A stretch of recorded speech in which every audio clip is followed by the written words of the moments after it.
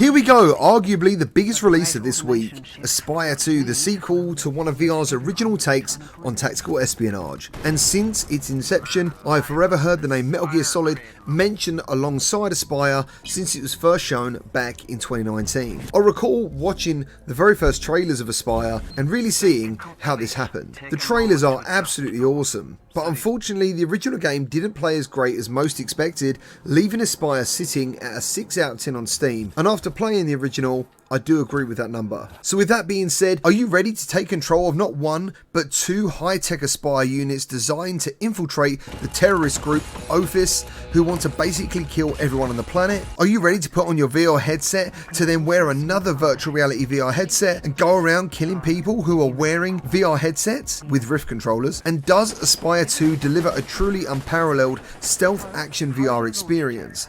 All those questions answered and more in this review for Espire 2 on the MetaQuest 2. If you enjoy my content, be sure to leave a like and subscribe, as I have lots more VR to show you. Let's get into it. The story of Espire can seem a little confusing while you're playing the game, so much so that actually sometimes you just don't care what's being said, but here is the gist. The year is 2036, and you take on the role of a super spy with the ability to pilot deadly Espire espionage droids remotely from the safety of a control theatre back at some base I know not where. After 7 years in a coma, Poe, that is your name, is thrust back into the world of espionage, but now you have two Espire frames to take control of. The original unit you'll know from Espire 1 called Cinder, and a much smaller robot called Sooty. Now apart from the size and strength difference between the two frames, the main difference is Cinder can shoot sleeping darts, while Sooty can use voice proximity thingies to eliminate the global threat imposed by the deadly terrorist organisation Office. You'll also hear the name Eyes mentioned a lot throughout the story, and I do believe this is some sort of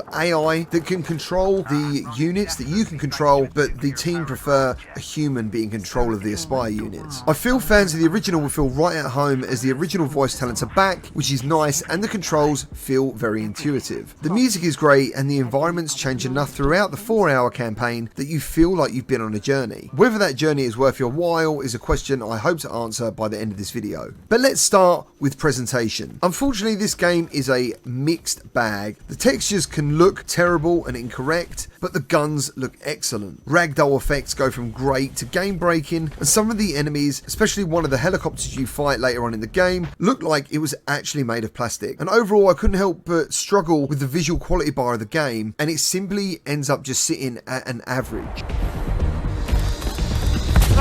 Damn you! Don't you know what we've sacrificed? You're on the wrong side of this war. Stop hiding behind that metal body. Face me! The game itself relies heavily on you, the player, to invest yourself into the story, or you'll likely stop caring about the missions and the events that are happening. Kudos to the developers, because you can play this game in any way you want to. It must be very hard to make a game that caters for any player's approach, but this can turn the game into a simple run-around punching session, and you won't care about dying. If anything, this game is far too easy. When you play the game in full stealth mode, it feels really great at times. It's like there's glimmers of awesomeness, but normally this is broken by the AI. These guys can flip from being really good at finding you to simply terrible. They don't seem to be able to look up, and when there is an alarm, they stand down even though you're causing complete chaos. And this takes away from the seriousness of the game that you want to feel. The ability to swap from Cinder to Sooty in a mission is really cool, and does change up the game, but only ever so slightly. Some of the vents you can't enter as Cinder because he's simply too big. But when you look into the vent, you start to realise that the vent is actually the same size as every other vent. They've just put a sticker on it to say you can't enter, but only Sooty can. The other thing of note is that Cinder is a lot stronger than Sooty, and sometimes you will need to be Cinder to pick up the bodies to use things like eye scanners. Over the 7 missions, of which one is repeated, I felt after all was said and done a little disappointed. But then I thought maybe I need to play the co-op to enjoy the game. 2 robots, online mode, this should be good. Unfortunately, after playing it, it actually made the game kind of worse. There is currently no in-game voice chat, which is completely bizarre. The connection was pretty bad, even though me and Benjo have fantastic internet, and you can't play the actual campaign together. It's 4 missions, one of which I recognise from the old Espire, and it just feels very uninspiring to play overall. The animations in the story elements can be woeful, and the graphics at times just simply look bad. I can't emphasise how much I really wanted to enjoy this. Cool features like using your voice chat to get the guards to lay down, drop their weapons is awesome, but that is just a flashy feature. You won't even need to use it very often, because there is an abundance of energy and ammo throughout the levels, making it simply quicker to punch them to sleep 90% of at the time. Hiding bodies and myself in lockers should have been really important to the mission, but it just felt like it didn't matter, unless I made it matter, like I imagined that it mattered. And I'm not sure that's how you should feel while playing a game. The story, the characters, and what's at stake should pull you in enough to care about what happens in the game. After putting the headset down, I realised I had had quite a good time, but some of these moments weren't moments you're meant to have. These moments that can be quite funny because they're caused by bad AI, collision detection, and the graphics. To summarise, if you're looking for Metal Gear Solid in VR,